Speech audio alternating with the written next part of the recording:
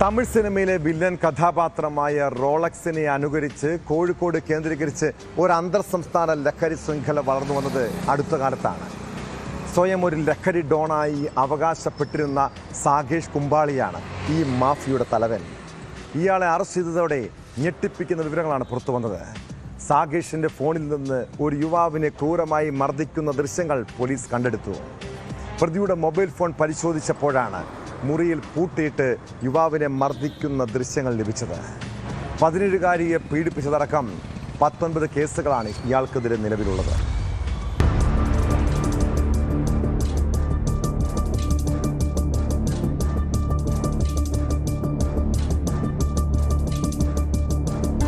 സമൂഹമാധ്യമങ്ങളിൽ സ്വയം ഒരു ലഹരി ഡോണായി അവകാശപ്പെട്ടിരുന്ന സാകേഷ് കുമ്പാളിയുടെ അധോലോക പ്രവർത്തനങ്ങളുടെ കൂടുതൽ ഞെട്ടിക്കുന്ന വിവരങ്ങളാണ് പുറത്തുവരുന്നത്.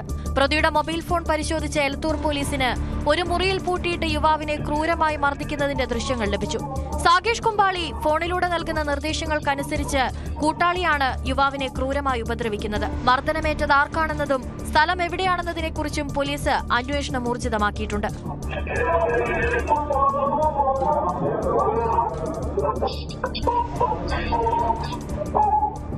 1.5 മാസത്തോളം പോലീസിനെ വെട്ടിച്ചൊളിവിലായിരുന്ന സാകേഷിനെ വയനാട് സുൽത്താൻ ബത്തേരിയിലെ വനമേഖലയോട് ചേർന്ന റിസോർട്ടിൽ നിന്നാണ് എലത്തൂർ ഇൻസ്പെക്ടർ KR രഞ്ജിത്തിന്റെ നേതൃത്വത്തിലുള്ള പോലീസ് സംഘം കഴിഞ്ഞ ദിവസം മിന്നൽ പരിശോധനയിൽ പിടികൂടിയത്.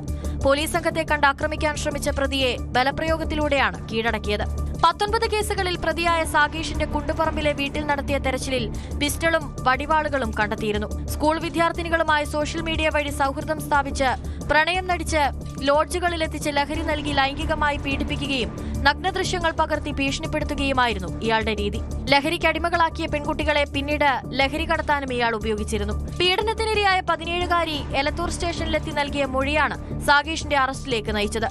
വൈഫൈ ഡോങ്കിളുകൾ വഴി മാത്രം സോഷ്യൽ മീഡിയ അക്കൗണ്ടുകൾ ഉപയോഗിക്കുകയും നിരന്തരം സിം കാർഡുകളും ഒളിത്താവളങ്ങളും മാറ്റുകയും ചെയ്ത സാകേഷിനെ 100 കണക്കിന് മൊബൈൽ കോളുകളും ഡാറ്റ ഉപയോഗവും പരിശോധിച്ച് ഡിജിറ്റൽ തെളിവുകൾ പിന്തുടർന്നാണ് പോലീസ് കുടുക്കിയത്.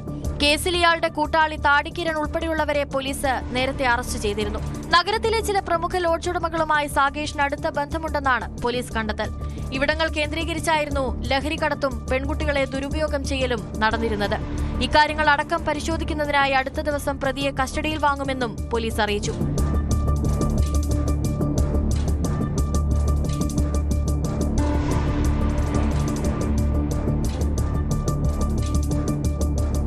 ന്യൂസ് 18 കോഴിക്കോട്.